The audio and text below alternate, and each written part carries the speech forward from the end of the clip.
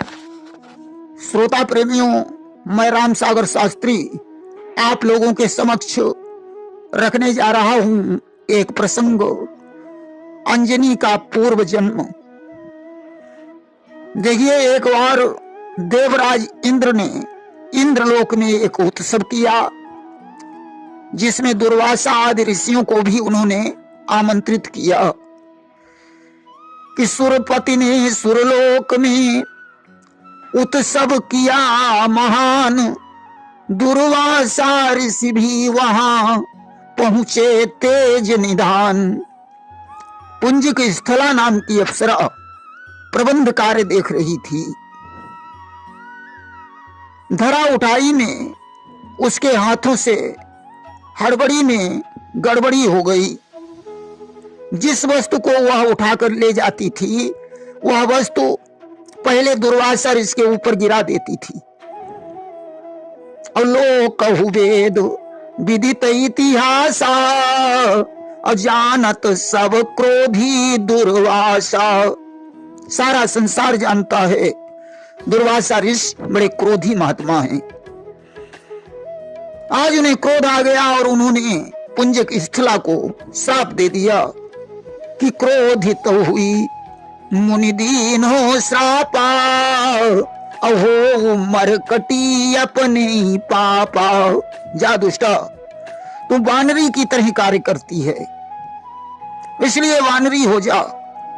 पुंजिक स्थला दुर्वासा ऋषि के चरणों पर गिर गई। उसने कहा, मुनिवर, अनजान से गलती हो गई, आपने मुझे श्राप दे दिया, अब मेरा उद्धार कैसे होगा। किते ही कहा वचन अमोघ तुम्हारा, और कस हुई है उद्धार हमारा। दुर्वासा ने कहा, पृथ्वी लोक में जाकर जिस दिन तुम्हें स्वर्ग की याद आ जाएगी, उसी दिन तुम्हारा शरीर छूट जाएगा और तुम स्वर्ग लोक में वापस आ जाओगी।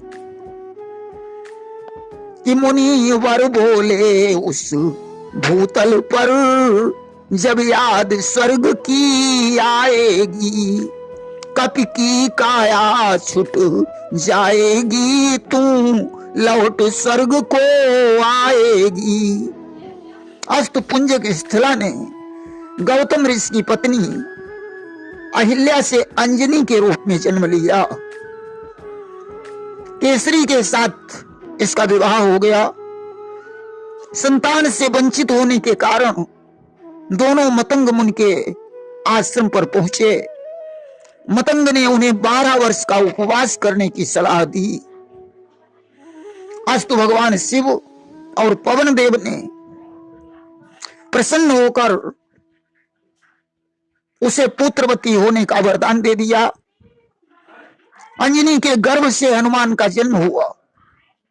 एक बार की बात है, हनुमान को पालने में डालकर अंजनी जंगल से फूल लेने चली गई। इधर हनुमान ने उगते हुए सूर्य को देखा, पालने से उछल पड़े और आकाश में जाकर उन्होंने सूर्य देव को निगल लिया। इंद्र ने हनुमान के ठोड़ी पर वज्र का प्रहार कर दिया, जिससे सूर्यदेव मुख से बाहर आ गए और हनुमान की ठोड़ी टेढ़ी हो गई, जिससे इनका नाम हनुमान पड़ गया। पहले इनका नाम मारुति था।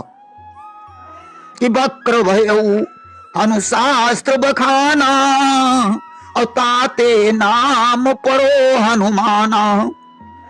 हनुमान मूर्छित होकर नीचे गिरे। पवन देव ने उन्हें अपनी बाहों में उठा लिया और क्रोधित होकर त्रैलोकों की वायु रोक दी।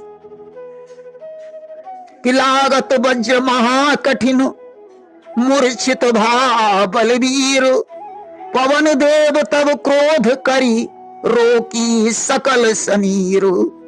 अस्तु सारे देवता मिलकर पवन देव के पास गए। पवन देव ने कहा, मेरा पुत्र यदि सांस नहीं लेगा तो संसार का कोई भी प्राणी सांस नहीं ले सकता है। अस्तु सारे देवताओं ने मिलकर हनुमान को वरदान दिया। शिव जी ने किसी अस्त्र से न मरने का वरदान दिया ब्रह्मा ने उन्हें दीर्घायु होने का वरदान दिया, भगवान सूर्य ने ऊर्जावान होने का वरदान दिया, वरुण ने जल से निर्भय होने का वरदान दिया, यम ने यमपाश से मुक्त होने का वरदान दिया, विश्वकर्मा ने सभी अस्त्रों से मुक्त होने का वरदान दिया, कुबेर ने उन्हें गदा प्रदान की। अब तो हनुमान जी अतुलित बल के धाम बन गए। अब तो हनुमान वन में जाकर वृक्षों को उखाड़ कर फेंक देते थे, बड़े बड़े पर्वतों को गेंद की तरह उछाल देते थे, जंगल में तपस्या करने वाले ऋषि मुनियों के कमंडल तोड़ डालते थे। आज ऋषियों ने उन्हें श्राप दे दिया कि ऋषि न श्राप तब दीन बिचारी, और भूल जाओ निज पौरुष भारी। ऋषियों ने हनुमान से कहा, तुम्हें जिस बल पर इतना अभिमान है उस बल को तुम भूल जाओगे। और जब जब कोई सुरति करई है, और तब तुम्हारे तन पौरुष आई है।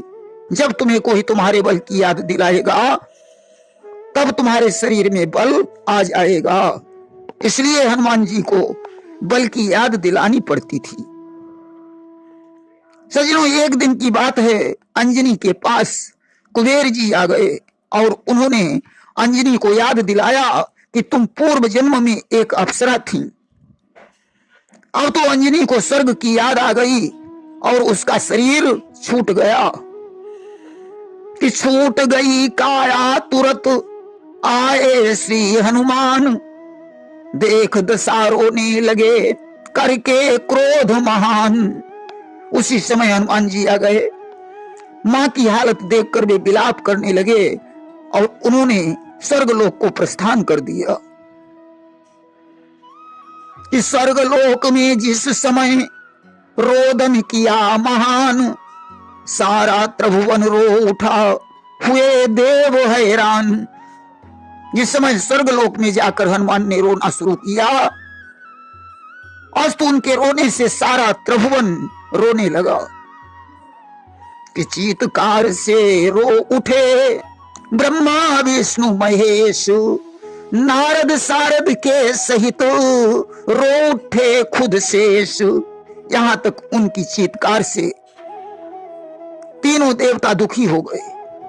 देवर्षि नारद, सरस्वती और शेषनाग के भी आंखों में आंसू आ गए।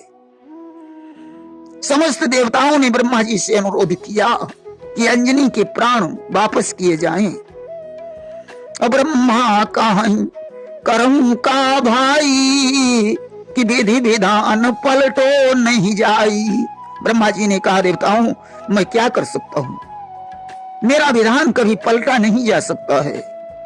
उस समय भगवान विष्णु ने ब्रह्मा से कहा कि जिसमें सृष्टि की भलाई दिखाई पड़े उस समय विधि के विधान को भी पलटा जा सकता है।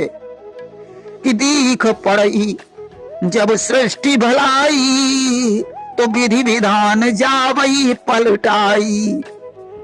तब ब्रह्मा ने यमराज को बुलवाया और प्राण ज्योति वापस करने का आदेश दिया कि तब विधि यमही तुरंत बुलवाई, और प्राण ज्योति कपि हाथ गहाई। यमराज ने अंजनी के प्राणों की ज्योति हनुमान के हाथों में दे दी। हनुमान जी ने पृथ्वी लोक में आकर अंजनी को उस प्राण ज्योति के माध्यम से पुनः जीवित कर लिया। प्रेम से बोलिए वृंदावन बिहारी लाल की जय।